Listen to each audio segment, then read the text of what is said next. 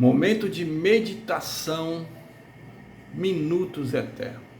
Vamos dar continuidade ao assunto inimigos da obra de Deus. Nós estamos buscando entender quem são esses inimigos e como combatê-los, né? Mas para isso a gente precisa entender muito bem onde estão esses inimigos e o que Deus quer que cada um de nós venha fazer para poder combater esses inimigos. No vídeo anterior eu falei com respeito, fiz pergunta, né? O que é necessário para sermos em unidade nesse propósito eterno de Deus, né? Nessa obra de Deus. O que é necessário ter em mim para a gente crescer em quantidade, né? Fazer com que se multiplique o propósito eterno de Deus, que vidas sejam ganhas, Deus ganhe mais filhos, né?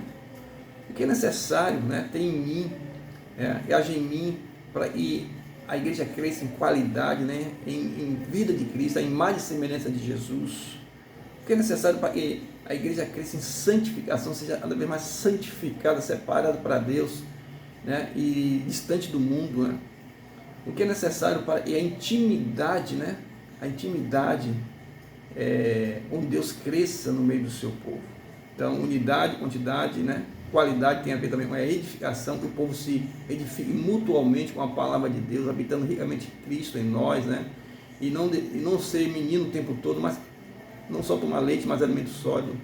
E como eu falei, intimidade com Deus. Bom, Deus, Ele tem todo o plano, tudo perfeito para isso aconteça. Isso mesmo, nada se cria, tudo se copia. Deus não quer que a gente crie nada, invente nada. E um dos grandes inimigos é tentar inventar alguma coisa que Deus não mandou fazer. Então nós temos que ser xerox, nós temos que copiar aquilo que foi estabelecido por Deus, pelos apóstolos, por Jesus, sabe? Bom, no Velho Testamento tem uma passagem que me ajuda muito a entender a mente de Deus.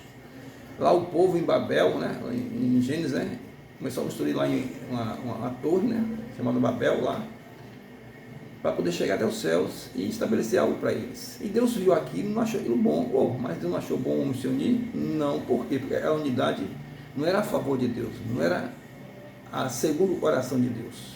Então, quando Deus viu aquilo como uma só linguagem, né, unido, né, em um só propósito, né, desígnio, Ele falou assim, ó, desçamos lá, e porque os homens têm uma só linguagem, tudo mesmo, tudo que eles intentarem, né, por estarem unidos, não terá limite. Então Deus fez o quê? Qual foi a arma que Deus usou para poder combater esses inimigos?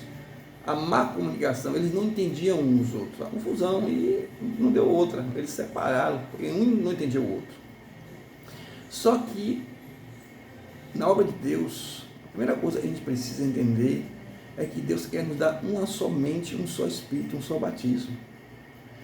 O livro de Efésios, né, Efésios 4, na carta aos Efésios, no capítulo 4, do 1 ao 16, ali tem algo tremendo, tem um projeto, tem uma planta, né? Tem algo para a gente seguir, se a gente seguir a risca aquilo ali, as coisas acontecem. Acontece. Então Deus, Ele estabeleceu um padrão. Por exemplo, há empresas no mundo, como a Coca-Cola, a McDonald's, né, a Samba, e todas as empresas aí, eles conseguem manter um padrão de qualidade. Se você vai norte, sul, leste, oeste, nos Estados Unidos, no Japão, no Brasil, qualquer lugar, você vai, qualquer cantinho aqui do Brasil, você vê uma Samba lá, vê um McDonald's, vê uma Coca-Cola, você vê, e existe um padrão repetitivo, não se cria nada, não se muda nada, a marca está ali. Então é assim que Deus quer. Aí a pergunta é a seguinte: o que é que faz para manter essa marca constante, né? Não haver mudança, não haver, sabe, alguém inventar alguma coisa e manter esse padrão constante. Deus estabeleceu na sua palavra o correto ordenamento dos santos para o desempenho do seu serviço, para a edificação do corpo de Cristo. O que é isso? Deus precisava estabelecer um padrão em homens, né, como apóstolo, profeta, evangelista, pastores e mestres, para levar o povo ao correto ordenamento, ou seja, para levar cada um de nós, cada um dos membros, a desempenhar o seu papel, o seu serviço, em um padrão único, não inventar nada. Onde você fosse, em qualquer parte da igreja, estaria falando a mesma coisa, trabalhando da mesma forma. E por que não é assim? Infelizmente, existe o inimigo da obra de Deus dentro do homem. que é o homem colocar sua marca, sua digital, sua paróquia, né? O seu jeitão, né? Por isso que eles diziam lá, estava havendo divisão na igreja, facção da seguinte forma, havia ciúme, contendas, né? Invejas e tudo mais. E um dizia, eu sou de Paulo, eu sou de Apolo, né? Então, daqui a pouco, aquilo que é de Paulo é mais impresso na igreja, aquilo de Apolo, não de Pedrão, né? Então a igreja fica aparecendo não com Cristo, não com Deus, mas com os seus discípulos, né? Os seus apóstolos, os seus membros. Então nós precisamos estabelecer esse padrão. E para isso tem que haver um correto ordenamento, uma supervisão desse serviço, uma repetição desse serviço, uma catequese desse serviço, um inculcar desse serviço para que todos falem a mesma coisa, sejam unânimes, né? No mesmo pensamento, no mesmo procedimento. E isso precisamos, para isso aconteça, precisamos vencer o grande inimigo da obra de Deus que está dentro de mim, está dentro de você. Então, principalmente os pastores, líderes, né, discipuladores, eles estão à frente da igreja, eles precisam vencer esse inimigo, dizer não, tem que parecer com Jesus. Né? E a igreja possa ser um ambiente onde as pessoas estejam, no nosso Leste Oeste, no Brasil, em Santa Catarina, em Rio de Janeiro, São Paulo, qualquer lugar, ele vá, a igreja se pareça, tem uma cara, né? O discípulo naquela época era chamado os do caminho, né? Do caminho por quê? Ele é caminho de roça, né? De um lado é mato, do outro lado é mato, e tem um trajeto lá, uma linha, né? Por onde andar, né? Então Jesus, os apóstolos, os discípulos, eles tinham uma só maneira de ser e falar.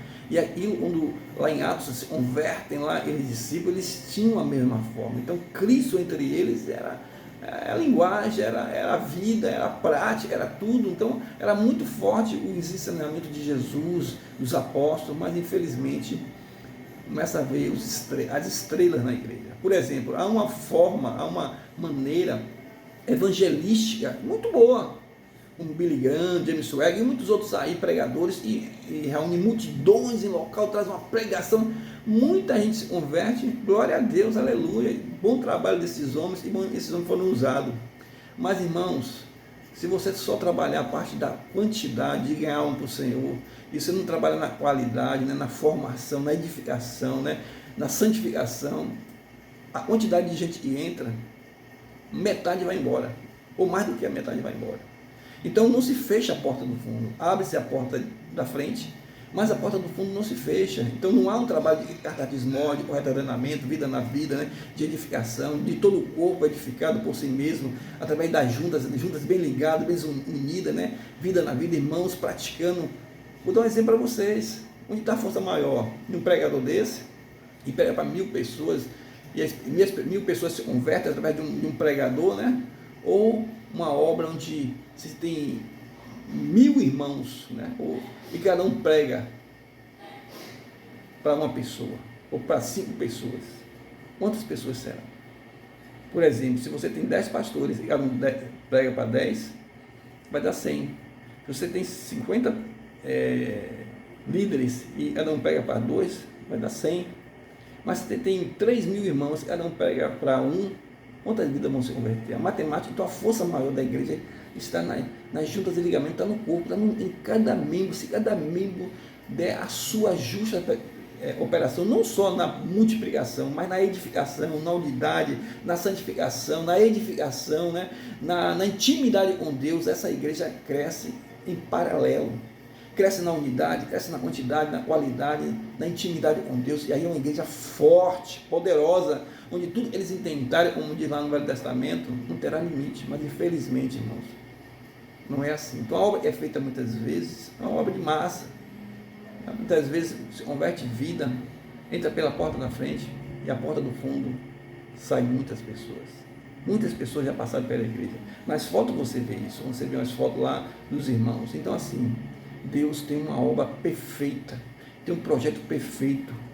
O que está precisando é o correto ordenamento do santo, é o catecismos, é alguém que pegue isso aí e faça isso funcionar como foi estabelecido, assim como é McDonald's, Coca-Cola, a Subway, que em todo lugar você vai, tem a mesma cara, tem o mesmo sabor, tem o mesmo padrão de qualidade. Então, irmãos, que o Senhor possa nos iluminar e nos ajudar, que saia as estrelas, que saia o suor do homem, como era lá no Velho Testamento, né? O sacerdote entrava na presença de Deus vestido de roupa de linho para não haver suor, ou seja, a força do homem, a digitais do homem, o jeitão do homem, mas que Cristo seja em todos, o Espírito Santo está em mim, em você, possa fazer uma obra única, uma obra crescendo em tudo naquele que é o cabeça Cristo, e Cristo apareça na obra, e o que diminua. Cresça ele, como diz João Batista, eu diminua. Como diz Paulo, não sou mais eu que vivo, em Gálatas 2:20, né? Não sou mais eu que vivo, mas Cristo vive em mim, e esse viver eu vivo na carne, nesse corpo, nessa alma, nesse espírito, vivo pela fé no Filho de Deus, e Cristo diz assim, eu estou com vocês todos os dias até a consumação do século, mas que Ele esteja verdadeiramente no meu falar, no meu agir, no meu discipular, no meu pregar, no meu orar, no meu edificar, na minha comunhão com Deus, que assim como o sol, alguém passa muito tempo, como eu falei no vídeo anterior, no sol, que alguém falou essa frase, e é bronzeado, né? Quanto mais tempo ele passa, mais bronze fica, quanto mais presença de Jesus nessas coisas, nessa unidade, nessa quantidade, nessa qualidade, nessa edificação, nessa intimidade, a igreja vai se manifestar. Cristo em vós, Cristo em vós, Cristo em vós, a esperança da glória, da edificação, da unidade, da quantidade, da qualidade, de agradar a Deus. O Senhor nos socorra em nome de Jesus.